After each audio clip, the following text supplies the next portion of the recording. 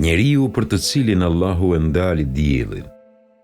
Joshua ibn Nun ishte bashkëkohanik i Musait a.s. dhe ndihmësi i tij. Thuhet se ka qenë edhe nga të dërguarit e Zotit. Ishte ai djaloshi që udhtoi me Musain a.s. për ta kërkuar Hidrin a.s. ngjarje për cilën flet edhe Kurani në surën Kehf.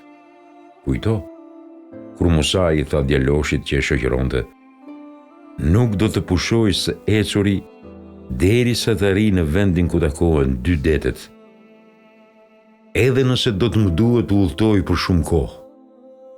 Ky profet fisnik i Zotit pas vdekjes Musait a.s. e mori amanetin e shpjegimit të mesazhit të Zotit për njerëzit. Mes tjerësh, ai kishte për detyrë ta çlirojë Kudsin.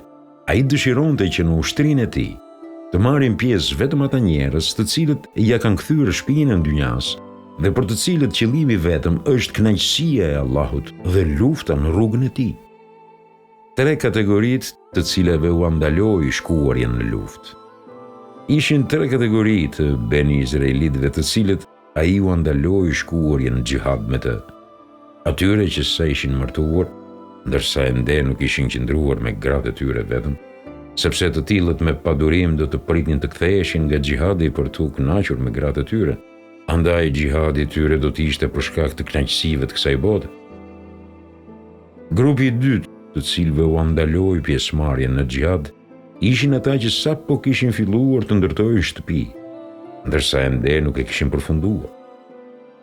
Zemrat e tyre do të ishin të lidhura me shtëpitë që i kishin filluar dhe me dëshirën për të kthyer sa më parë për t'i përfunduar. Dhe kategoria e tretë, të cilët nuk kishin mundësi të marrin pjesë në çlirimin e Kudsit, ishin ata që posedonin deve dhe dele, të cilëve u ishte afruar koha e pjelljes.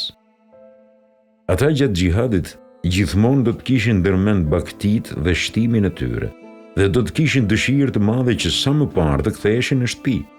Për këtë shkak, Joshua ibn Nun vendosi që ushtria e tij të përbëhet nga njerëz të cilët nuk i japin rëndësi kësaj bote të përkohshme, që kështu të fokusohen vetëm tek përleshje dhe nëpërmjet tyre Allahu t'ja jap fitoren. Kudsi në atë kohë ishte nga qytetet më të bukura dhe më të populluara me ndërtime dhe kopshte të mrekullueshme, i rrethuar me mure të larta dhe të padepërtueshme. Joshua ibn Nun pati sukses, e mbajti në rrethim qytetin për 6 muaj.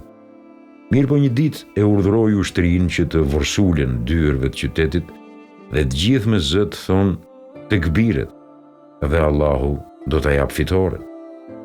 Dhe kështu ndodhi. Kudsi u çlirua pas një rrethimi 6 mujor.